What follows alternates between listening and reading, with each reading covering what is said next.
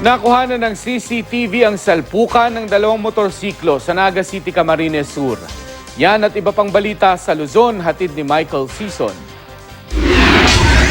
Nahulikam ang salpukan ng dalawang motorsiklo sa Naga City, Camarines Sur. Sa video makikita ang pag-overtake ng isang motorsiklo.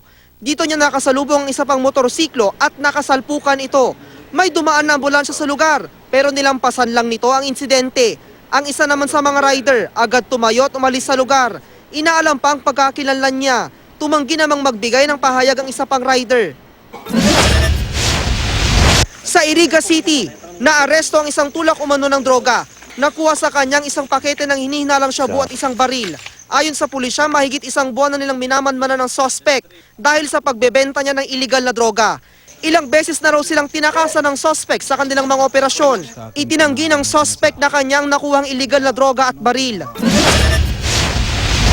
Sa Lawag City, Ilocos Norte, namatay ang isang lalaki matapos siyang mahila ng kanyang mga alagang baka. Ayon sa anak ng biktima, pinagkakain ng mga baka ang mga tanim nilang gulay kaya nilayo ang mga ito.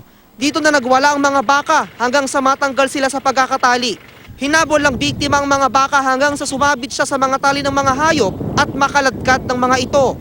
Dinala pa sa ospital ang biktima pero binawian din ang buhay kalaunan.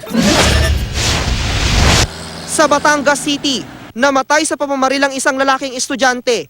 Base sa investigasyon, pauwi na ang estudyante mula sa paaralan ng mangyari ang krimen. Bigla siyang nilapitan ng isang hindi pa nakikilalang lalaki at saka pinagbabaril. Tumakas ang salarin. Inaalam pa ang pagkakilanlan ng salarin at ang motibo niya. Yan ang mga balita sa Luzon. Michael Sison reporting.